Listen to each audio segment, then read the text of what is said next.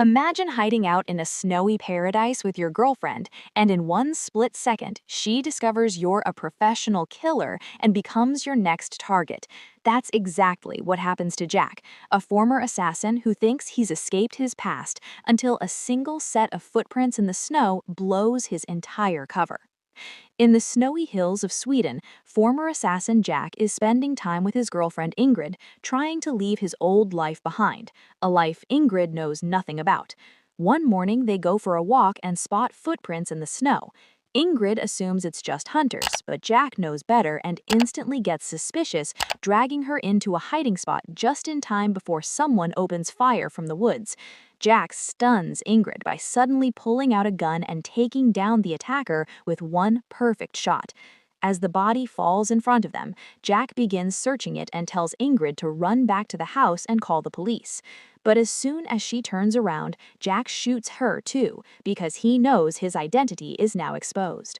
Nearby, in a waiting car, there's another assassin, but Jack finds him and kills him as well. After this, Jack rushes to leave the country and heads to Rome, Italy, where he meets his handler Pavel. Jack explains that the Swedes tracked him down and insists Ingrid had nothing to do with it, but Pavel still suspects she might have set him up and reminds Jack he can't afford friends in this business. Pavel says he'll deal with the people who found Jack, but Jack can't stay in such a big city. He's already arranged a hideout for him in Castelvecchio, a tiny town on the map. Jack takes the car Pavel prepared, drives to Castelvecchio, and immediately hates it for being so small and dull. So he turns the car around, tosses the phone Pavel gave him, and goes instead to Castel del Monte, a livelier town. Here, Jack rents a modest apartment and takes the name Edward, although most neighbors just call him the American. He settles into a daily routine, working out, visiting the local cafe, and taking his camera out to nature because he's pretending to be a photographer. Even in this quiet life, Jack stays on high alert, using binoculars to watch Castelvecchio in case anyone shows up looking for him. He's so wired that every time the neighbor's scooter backfires like a gunshot, he jumps. One morning, Jack is struggling with a vending machine when Father Benedetto approaches and helps him out after Jack mutters he isn't good with machines. Benedetto asks a bunch of friendly questions to get to know him and invites him over for wine later. Jack tries to decline, but Benedetto reminds him that priests notice everything. Later, Jack finally uses a payphone to call Pavel, who's furious he ditched the cell phone. Even so, Pavel offers Jack a new job: craft a custom weapon for another assassin, so Jack won't have to pull the trigger himself. Jack says he'll think about it. That evening, Jack goes to Benedetto's house for that drink. Benedetto is surprised Jack is photographing Italy without learning any of its history, then jokes it's his American nature to think he can outrun history and live only in the present. Sometime later, Jack drives to Sulmona, does some shopping, and quietly watches a woman named Mathilde from a distance. When she sits at a cafe, Jack takes the table next to her and picks up her newspaper when she drops it. This is the signal that he's the gunsmith she's looking for. Mathilde explains exactly what she needs from the weapon, and Jack agrees to the job. He also mentions a man who seems to be watching them, but Mathilde insists she's working alone. Back in town, Jack thinks he spots the same man again and does his best to avoid him. At night, he starts having trouble sleeping, yanking his gun out at every little noise. A few days later, Jack goes to the post office to pick up a special package, parts he needs to build the weapon. The first part of the assembly goes smoothly, but he realizes he'll need additional pieces to construct a silencer. When night falls, he visits a brothel and meets Clara, a call girl who completely blows his mind. Later, Jack helps Benedetto fix his car when it breaks down in the middle of the road. The priest thanks him by inviting him to dinner, and Jack hears stories about Benedetto's bond with the townspeople. Benedetto shows him a photo of Fabio, the local mechanic, whom he worries about because Fabio is a good man but might be mixed up in shady business. Jack asks if Benedetto ever wanted to be something other than a priest, and Benedetto fires back by wondering if Jack was ever anything but a photographer. Jack had claimed he wasn't good with machines, yet he fixed the car easily, and Benedetto can see Jack has more money than a normal journalist should have, but Jack doesn't rise to the bait. The next day, Jack deliberately breaks his car and takes it to Fabio's garage. Fabio initially refuses to help the mysterious foreigner, but changes his mind when he hears Jack is Benedetto's friend. Jack says cars are just a hobby and asks for parts to repair a broken drive shaft, and Fabio agrees to give them for free. While searching the garage for pieces he can use for the silencer, Jack notices Fabio has the same photo Benedetto showed him. On his way home, Jack sees Clara heading into church, and they share a playful, flirty look. Back in his apartment, Jack resumes work on the weapon and finishes the silencer by nightfall.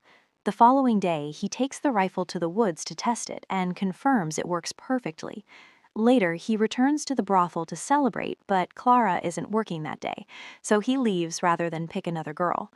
That evening at the cafe, Jack notices that same suspicious man is still watching him. The clerk brings him an envelope someone left behind. Inside, Jack finds a newspaper clipping about the bodies he left back in Sweden. When Jack heads home, he decides to use a different route just in case and keeps his gun within arm's reach when he finally lies down. Sometime later, he goes to the train station to pick up Mathilde, now in a different wig to hide her identity. Jack drives her to a secret forest spot by the river that he's sure only he knows, but Mathilde still insists on walking around to check for footprints or tire tracks before they start. Once she's satisfied, Jack lays out a picnic blanket as a cover story in case police ever investigate the area, then shows her the rifle he's built.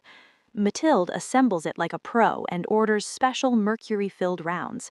She's brought her own target and has no trouble hitting it, then asks Jack to shoot the flowers next to her from a distance. Jack is surprised she trusts him not to shoot her, but he nails the flowers without making her even flinch. She's impressed by the silencer since she can't tell where the shot came from. When they're done, Mathilde requests a few final tweaks and wants the completed weapon delivered by the 1st of next month, paying half the money up front. They toss the spent bullet casings into the river, and Jack pours some wine on the grass to strengthen their picnic cover story. He even chilled it, the way locals drink it. Just then, a butterfly lands on Mathilde's arm. Jack shares a few interesting facts about that specific species, which earns him the nickname Mr. Butterfly. She asks if he's ever brought another woman here, and he denies it. That evening, Jack stops by the brothel again to see Clara, who also calls him Mr. Butterfly because of his tattoo. Clara senses something is weighing on him, but Jack doesn't believe her concern is real and tells her she doesn't need to put on an act with him like she does with other clients. He tips her generously, and when Clara remarks she earns more from him than all the other girls put together, he admits he doesn't sleep with anyone else there. Jack keeps working on modifications for the rifle and the mercury bullets while still taking breaks at the cafe. One afternoon, he bumps into Clara as she's heading to the movies with her friend. They chat for a bit, and Clara mentions she's free on Wednesday. Jack suggests they meet at their usual place. She presses him to actually say what that place is, and when he won't mention the brothel in front of her friend, she seizes the chance and tells him to meet her at a restaurant instead. After the women leave, Jack reads the paper and grows worried when he sees news about call girls being murdered. Later that night, on his way home, he notices the same watcher isn't just observing anymore, he's actively following. Jack ducks into an alley, slips off his shoes for stealth, and waits for the man to pass, then stalks him with his gun drawn. He plans to kill him, but the sudden arrival of his neighbor on the loud scooter ruins the ambush and alerts the target. The assassin instantly shoots the scooter driver and speeds off in his car, so Jack grabs the keys from the body and takes the scooter to chase him. A tense pursuit winds through town as Jack repeatedly tries and fails to hit him. Finally, out on the open road, Jack manages to shoot a tire and send the car crashing. He approaches, disarms the man, and kills him up close. Afterward, Jack calls Pavel and reports that the Swedes have tracked him down again, but Pavel tells him to stay put and finish the job. When Jack demands to know how they keep finding him, Pavel coldly says Jack is losing his edge. That night, Jack's guilt over killing Ingrid keeps him from sleeping. Before sunrise, he goes out for a walk and runs into Benedetto, who likes to take early morning walks to thank God and pray for sinners. Jack comments that all men are sinners, and Benedetto replies that people who seek peace often carry heavy sins from their past, and Jack has clearly sinned a lot. Benedetto has heard about last night's death and wonders if Jack wants to confess, but Jack refuses and snaps back by saying he can tell Fabio is Benedetto's secret son. Benedetto admits he made a mistake long ago, but at least he has someone in his life, unlike Jack. That evening, Jack meets Clara at the restaurant. He's impressed by how she stands up to the waiter when he tries to take Jack's order instead of hers, just because she's a woman. When a flower seller passes by, Jack buys her a flower. Clara protests because the seller clearly assumes they're a couple, but when Jack insists, she takes it as a good sign. She can tell Jack is hiding something, but when he says he isn't married, that's enough for her for now. After dinner, they go back to Clara's apartment and spend the night together. The next morning, while Clara showers, Jack snoops a bit and finds a gun inside her purse, making him uneasy. Later that day, he finishes the weapon, then buys a suitcase and some office supplies to disguise the rifle. With the job essentially done, he tails Clara around town to see if she might be a spy. He spots her meeting with some men, but can't tell if they're just clients or something more dangerous. The following day, Jack calls Pavel and asks for 2 more days before the drop, and Pavel agrees. That afternoon, Jack brings Clara to his secret forest spot for a picnic. As soon as she sees the river, she strips down to swim, but Jack stays on the bank. She notices bullet casings in the water, blames them on hunters, and Jack casually tosses them back into the river. While they eat, Clara reaches into her purse, and Jack instantly tenses, grabbing his gun to defend himself. It turns out she's only pulling out sunscreen, but his reaction starts a fight. Clara explains she carries a gun to protect herself because there's a killer targeting Paul girls. Jack chooses to believe her. She then invites him to join her at the town procession the next day, and when Jack says he'll think about it, she asks if they can start going on real dates all the time. Jack immediately shuts that down, saying he can't stay forever. Clara kisses him and begs him to stay anyway, and that plea sticks in his mind. Back home, Jack keeps thinking about Clara and calls Pavel to say that after this delivery, he's done for good. Pavel seems fine with it on the phone, but once Jack hangs up, he secretly calls Mathilde with special instructions. The next day, Jack drives to a roadside cafe to meet Mathilde, again in a new wig. He hands her the mercury bullets in a special container, and she takes the suitcase too before excusing herself to the bathroom, where she prepares an extra gun she brought. Jack notices she's taking too long and that all the other customers have left, which makes him nervous. With his own gun ready in his pocket, he steps outside to wait, and Mathilde comes out with the rest of the payment. She seems like she wants to say something more, but just then a bus full of kids pulls up, and she leaves before anyone pays attention to them. Jack drives back toward town, unaware that Mathilde is following while talking to Pavel, who orders her to kill Jack as soon as possible. Back in town, the religious procession has the streets packed, making it easy for Mathilde to slip into a nearby house, kill the owners, and take position on the roof to get a clear shot at Jack. Pavel also arrives in the area. Jack meets Clara in the crowd and asks her to run away with him.